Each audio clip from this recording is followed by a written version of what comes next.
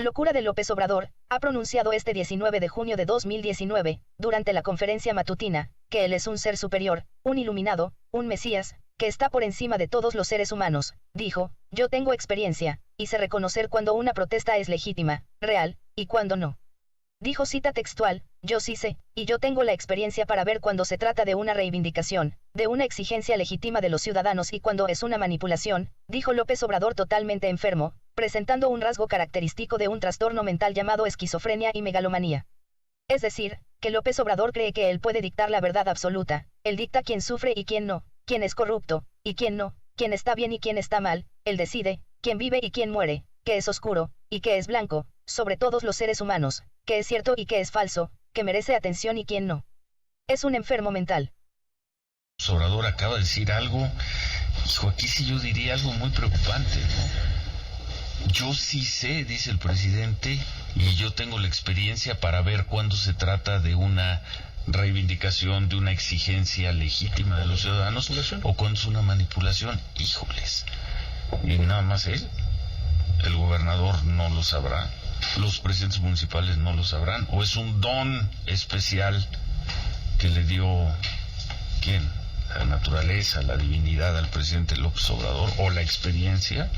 Él sí sabe, y a partir de su talento para discernir qué es verdadero y qué es falso, él va a tomar decisiones así.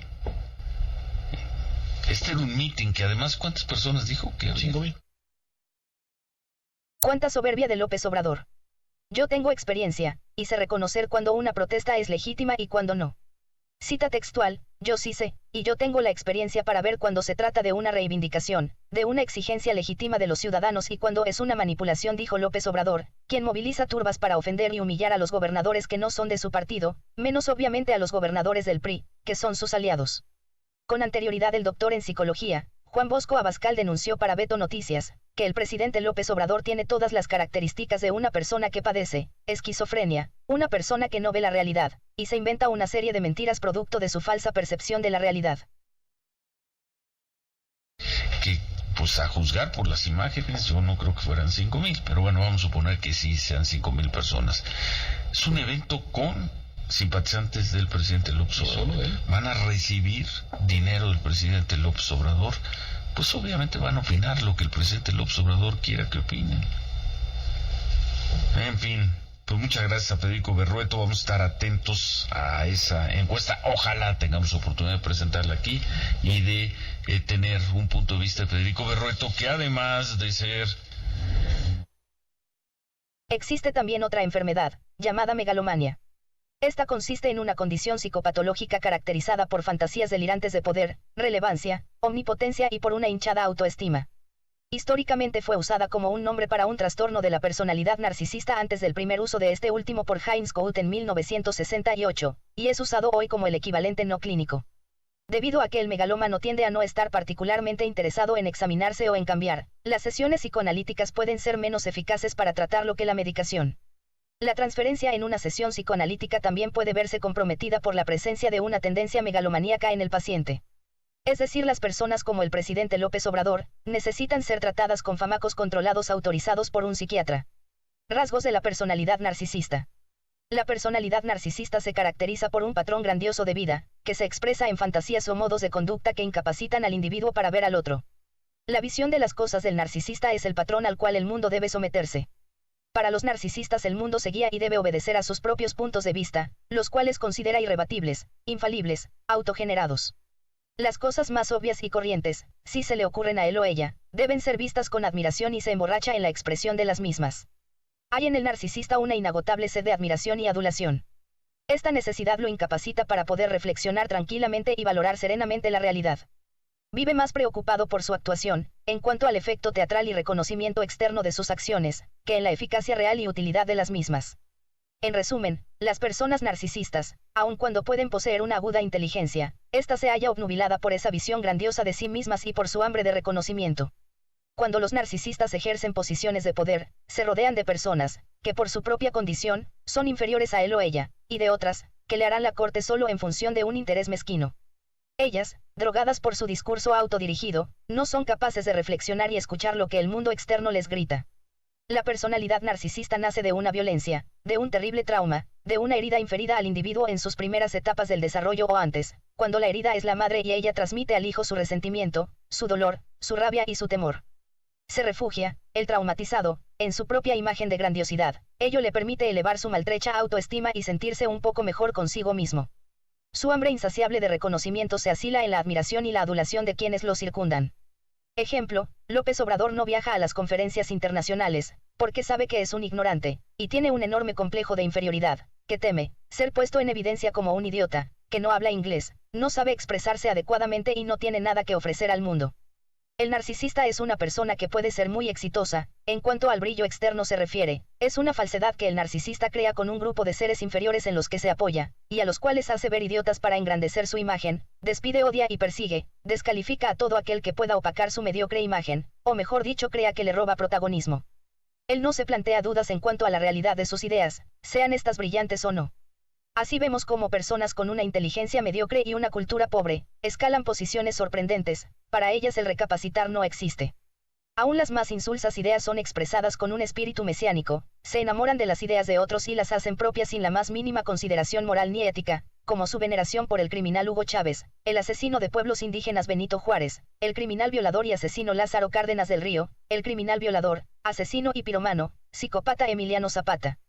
Estos últimos logran capitalizar a una horda de narcisistas depresivos que creen, ingenuamente, en la verdad expresada por el pseudo maestro. Ellos lo seguirán fielmente, no importa cuán errado esté.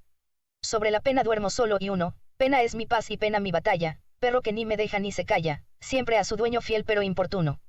Escribe Miguel Hernández, retratando esta suerte de personalidad del narcisista depresivo, siempre fiel, signada por la tristeza derrotada, que busca, con más ahínco que éxito, alguien en quien creer, alguien en quien confiar el remedio a sus miserias. De estas melancólicas soledades esperanzadas se nutre el narcisismo. La simbiosis se completa con la satisfacción a medias, con un hueco de hambre y sed, que nunca se llega a colmar. El recurso de la mitología nos brinda la imagen para la comprensión de la conducta y el mito de Narciso es concluyente en la terrible frase del oráculo, el niño tendrá larga vida si nunca se observa a sí mismo. Así, en la no reflexión es donde puede sobrevivir este personaje.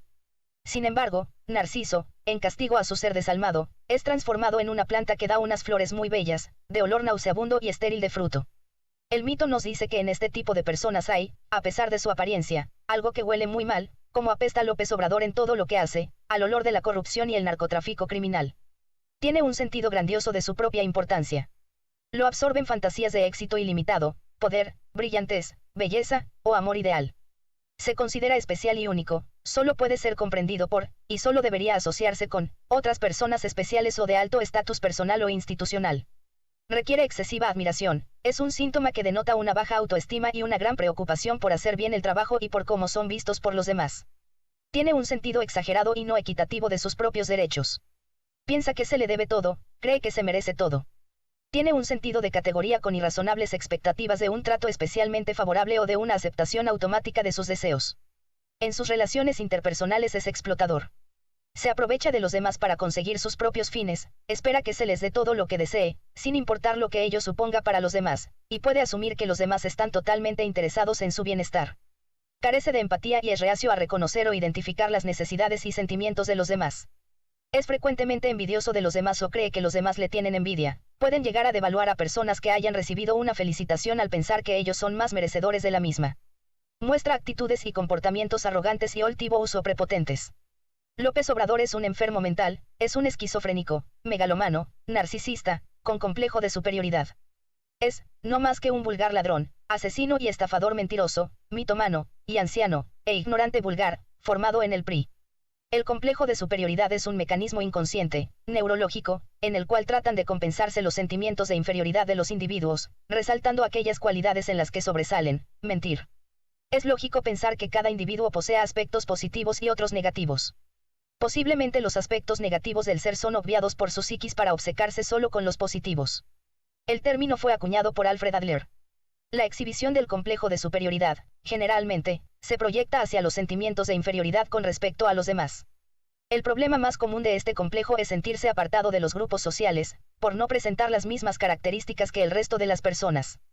López Obrador mantiene un discurso para marginados, frustrados, inferiores, fracasados, vividores, parásitos, parias, idiotas, vulgares, nacos, que no estudian ni trabajan porque así se siente. Humilla, ataca, ofende a las personas que han estudiado, saben idiomas, tienen estudios universitarios o tienen conocimientos científicos, han recibido algún premio, son exitosos o felices. No soporta la felicidad de los demás porque él en sí mismo es un infeliz, que probablemente fue violado en su infancia. En el resto de las personas, al estar con una persona con este tipo de complejos, se puede llegar a pensar que son arrogantes o que quieren hacerse destacar por aspectos banales. Pero en realidad son enfermos mentales. La conducta relacionada con este mecanismo puede incluir una opinión exageradamente positiva sobre el valor y las habilidades de uno mismo, expectativas muy altas y poco realistas con respecto a los logros de uno mismo y de los demás, vanidad, estilo extravagante en la forma de vestir, con la intención de llamar la atención, orgullo, sentimentalismo y facilidad de ser herido, una tendencia a rechazar las opiniones de los demás, a veces con fundamentos racionales, comportamiento snob, entre otras. Cualquier crítica hiere el orgullo criminal de López Obrador. El alejamiento social y el soñar despierto puede ser también asociado al complejo de superioridad, ya que es una forma de evadir el temor al fracaso relacionado con los sentimientos de incapacidad de enfrentar el mundo real. Los complejos de superioridad e inferioridad son a menudo presentados ambos sexos en las mismas personas, y se manifiestan de maneras diferentes. Sin embargo, los dos complejos pueden existir el uno sin el otro. Los sentimientos e impulsos que dominan a personas como López Obrador son: envidia es un sentimiento o estado mental en el cual existe dolor o desdicha por no poseer uno mismo lo que tiene el otro, sea en bienes, cualidades superiores u otra clase de cosas tangibles e intangibles. La RAE la ha definido como tristeza o pesar del bien ajeno, o como deseo de algo que no se posee. La envidia es considerado por el cristianismo como un pecado capital porque genera otros pecados. El término capital no se refiere a la magnitud del pecado sino a que da origen a muchos otros pecados y rompe con el amor al prójimo que proclama Jesús. Para Santo Tomás de Aquino, la envidia es tristeza del bien de otro. Dante Alighieri en el poema de El Purgatorio, define la envidia como amor por los propios bienes pervertido al deseo de privar a otros de los suyos. El castigo para los envidiosos es el de cerrar sus ojos y coserlos con alambres de hierro, porque habían recibido placer al ver a otros caer. En la Edad Media el famoso cazador de brujas, el cardenal Peter Beasval le atribuyó a la envidia el demonio llamado Leviatán, un demonio marino y que era solo controlado por Dios. Primera definición: tristeza o pesar del bien ajeno. De acuerdo a la primera definición, la envidia es sentir tristeza o pesar por el bien ajeno. De acuerdo a esta definición, lo que no le agrada al envidioso no es tanto algún objeto en particular que un tercero pueda tener, sino la felicidad en ese otro. Entendida de esta manera, es posible concluir que la envidia es la madre del resentimiento, un sentimiento que no busca que a uno le vaya mejor sino que al otro le vaya peor. Segunda definición: emulación, deseo de algo que no se posee. De acuerdo a la segunda de las acepciones, la envidia se puede encuadrar dentro de la emulación o deseo de poseer algo que otro posee. Siendo en este caso que lo envidiado no es un sujeto sino un objeto material o intelectual. Por lo tanto, en esta segunda acepción la base de la envidia sería el sentimiento de desagrado por no tener algo y además de eso el afán de poseer ese algo. Esto puede llegar a implicar el deseo de privar de ese algo al otro en el caso de que el objeto en disputa sea el único disponible. Una tercera posibilidad para comprender lo que la envidia implica sería la combinación de las dos acepciones mencionadas anteriormente. Cualquiera sea el caso, la envidia es un sentimiento que nunca produce nada positivo en el que lo padece sino una insalvable amargura. Otra definición de envidia es que el envidioso cuenta mentiras sobre la persona a la que envidia o las cosas que tiene, para poder tenerlas. En ocasiones la envidia puede hacer que el envidiado muera a manos del envidioso. Otro sentimiento enfermo que domina a López Obrador es: vanidad se define como la creencia excesiva en las habilidades propias o la atracción causada hacia los demás. Es un tipo de arrogancia, engreimiento, una expresión exagerada de la soberbia. De acuerdo a la teología cristiana clásica, la vanidad consiste en depositar la confianza en forma excluyente en las cosas mundanas, lo que hace que el hombre no necesite de Dios. Es considerado muy a menudo como el vicio maestro. En algunas enseñanzas religiosas se la considera como una forma de idolatría, en que la persona en función de sus deseos y actos mundanos rechaza a Dios en su vida cotidiana. Las historias de Lucifer y Narciso, de donde se ha sacado el término narcisismo, son ejemplos demostrativos de lo que puede llegar a ser un completo vanidoso. Es considerado uno de los 7 pecados capitales. Soberbia, del latín superbia, u orgullo, del francés orgueil, es un sentimiento de valoración de uno mismo por encima de los demás. Soberbia y orgullo son propiamente sinónimos aun cuando coloquialmente se les atribuye connotaciones particulares cuyos matices las diferencian. El principal matiz que las distingue está en que el orgullo es disimulable, e incluso apreciado, cuando surge de causas nobles o virtudes, mientras que a la soberbia se la concreta con el deseo de ser preferido por otros, basándose en la satisfacción de la propia vanidad, del yo o ego. Por ejemplo, una persona soberbia jamás se rebajaría a pedir perdón, o ayuda, etc. Otros sinónimos son altivez, altanería, arrogancia, vanidad, etc. Como antónimos pueden citarse los siguientes: humildad, modestia, sencillez, etc., cosas que jamás ha conocido López Obrador. Existen muchos tipos de soberbia, como la vanagloria o xenodoxia, también denominada en las traducciones de la Biblia como vanidad, que consiste en el engreimiento de gloriarse de bienes materiales o espirituales que se poseen o creen poseer, deseando ser visto, considerado, admirado, estimado, honrado, alabado e incluso halagado por los demás hombres, cuando la consideración y la gloria que se buscan son humanas exclusivamente. La xenodoxia engendra además otros pecados, como la filargiria o amor al dinero, codicia, y la filargía o amor al poder, presentes en el dictador López Obrador. El narcisismo es el amor desproporcionado que dirige el sujeto a sí mismo tomado como objeto. Alude al mito de Narciso, amor a la imagen de sí mismo. En su uso coloquial designa un enamoramiento de sí mismo o vanidad basado en la imagen propia o ego. Como ya se dijo, la palabra procede del antiguo mito griego sobre el joven Narciso, de especial hermosura, quien se enamoró insaciablemente de su propia imagen reflejada en el agua. Una persona con estas características es peligrosa, como lo dice claramente los médicos, pueden ser asesinos, esclavistas dominadores. La peor desgracia de la historia de México ha llegado dándole el poder a un enfermo mental como López Obrador. Es urgente quitarle el poder antes de que destruya más cosas en México este enfermo mental.